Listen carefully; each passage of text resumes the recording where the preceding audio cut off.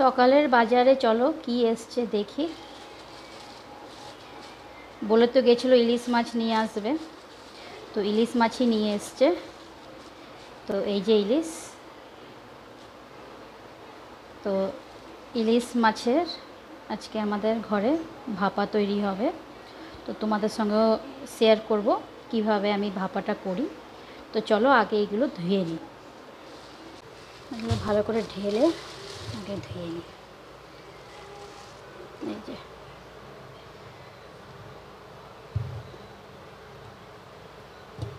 ধোবো,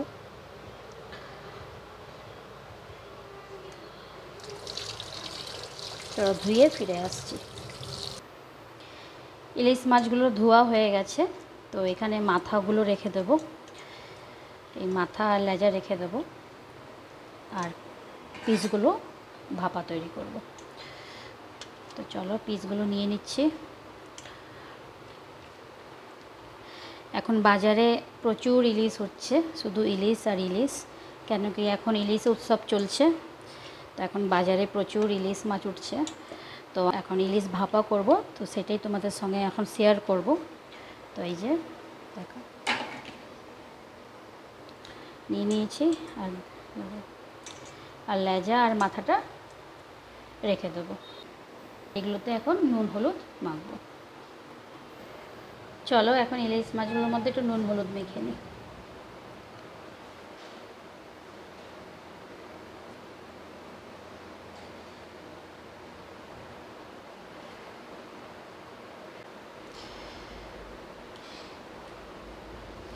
নুন হলুদ মেখে 10 মিনিটের মতন ছেড়ে দেবো।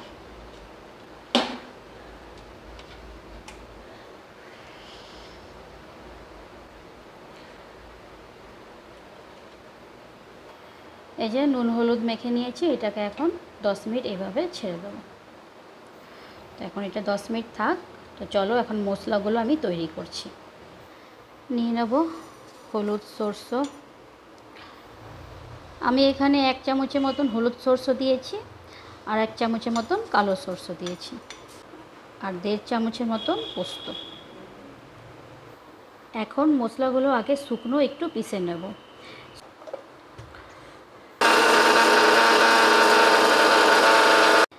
এই যে শুকনো বেশ একটু ঘুরিয়ে নিয়েছি।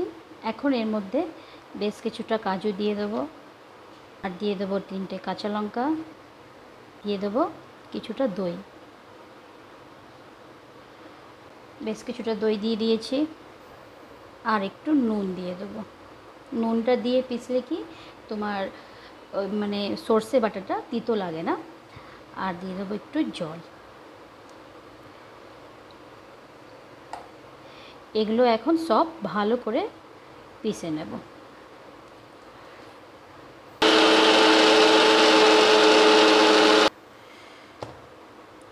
এই যে আমার পিষা হয়ে গেছে।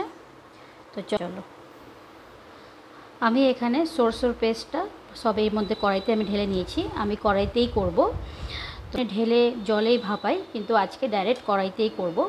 তো সেটাই তোমাদের সঙ্গে শেয়ার করছি যে কড়াইতে কিভাবে আমি ইলিশ ভাপাটা করি। তো এখানে আমি যা পেস্ট ছিল মশলার, তোমার সর্ষে পোস্তর যা পেস্ট ছিল, এটাতে আমি ঢেলে নিয়েছি। এখন এর মধ্যে আমি হলুদ দেব, এর মধ্যে হলুদ দিয়ে দেবো। হলুদটা বুঝেই দিতে হবে, কেন কি মাছের মধ্যেও নুন হলুদ মাখা আছে, এই জন্য হলুদ আর নুনটা একটু বুঝেই এর মধ্যে দিতে হবে। দিয়ে দেবো একটু লাল লঙ্কার গুঁড়ো, তাহলে কালারটা আরও ভালো আসবে। বেশ কিছুটা তেল, তো ইলিশ ভাপার মধ্যে তো মেন সরষের তেলটাই মেন। তো এটার মধ্যে আর বড় চামচের 5-6 চামচের মতন আমি নিয়ে নিয়েছি। তো এখন এই তেলটাই দিয়ে দেবো। তেলটা অনেকটাই লাগবে, তেলের উপরেই ভাপাটার টেস্ট বেশি আসে। আর এমনি সরষে মানে ইলিশ ভাপাতে তেলটা একটু বেশি লাগে। এখন এগুলো ভালো করে আমি একটু মেখে নেব, মিলিয়ে নেব সব। এখন এর মধ্যে সব আমি ইলিশ মাছগুলো দিয়ে দেবো। ইলিশ মাছগুলো আমি এর মধ্যে দিয়ে দেবো।